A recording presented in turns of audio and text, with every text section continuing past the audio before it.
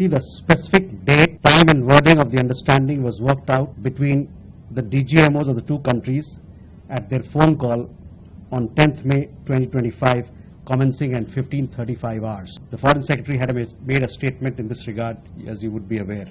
Early on 10th morning, we had mounted an extremely effective attack on key Pakistani Air Force bases. If Pakistan stops, India will also stop. Issues pertaining to the Union territory of Jammu and Kashmir have to be addressed by India and Pakistan bilaterally.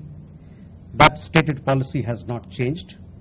As you are aware, the outstanding matter is the vacation of illegally occupied Indian territory by Pakistan.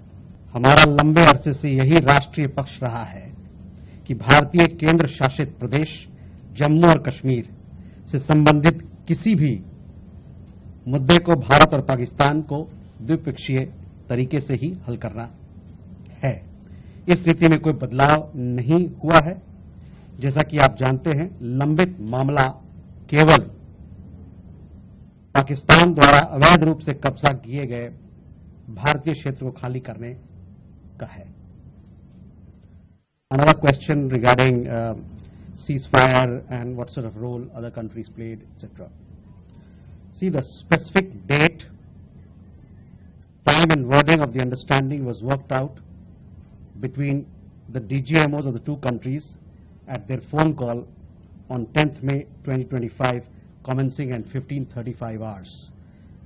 The Foreign Secretary had made a statement in this regard, as you would be aware. The request for this call was received by MEA from the Pakistani High Commission at 12:37 hours. The Pakistani side had initial difficulties connecting the hotline connecting to the Indian side due to technical difficulties. The timing was then decided based on the availability of the Indian DGMO at 15:35 hours. You will of course appreciate that early on 10th morning, we had mounted an extremely effective attack on key Pakistani Air Force bases. That was the reason they were now willing to stop firing and military action. Let me be clear, it was the force of Indian arms that compelled Pakistan to stop its firing. As regards conversations with other nations, the message from India was clear and consistent, and exactly the same message that we were conveying from public platforms was the one conveyed in private conversations. It was that India was responding to the 22nd April terrorist attack by targeting the terrorist infrastructure. However, if the Pakistani armed forces fire, Indian armed forces will fire back. If Pakistan stops, India will also stop. This was also the message that was conveyed to the Pakistani side at the time of the commencement of Operation Sindoor, which was not heeded to by the Pakistani side at that time. It is natural that many foreign leaders who heard this from us would have shared it with their Pakistani interlocutors. Jessica, you had a question on IWT. The other day you saw that after the CCS decision, this Indus Water Treaty has been put in abeyance. I would also like to take you back a little. The IWT, the Indus Water Treaty, was concluded in the spirit of goodwill and friendship as specified in the preamble of the treaty.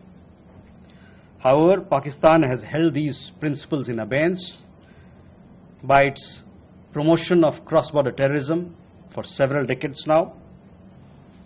Now, as per CCS decision that I referred to of 23rd April, India will keep the treaty in abeyance until Pakistan credibly and irrevocably abjures its support for cross-border terrorism.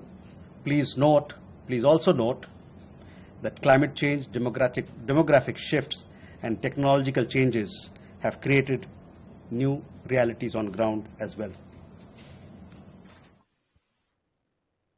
Kandanvi, you had a question regarding trade matters. From the time of Operation Sindoor commenced on 7th May, till the understanding on cessation of firing and military action on 10th May, there were conversations between Indian and US leaders on the evolving military situation. The issue of trade did not come up in any of these discussions.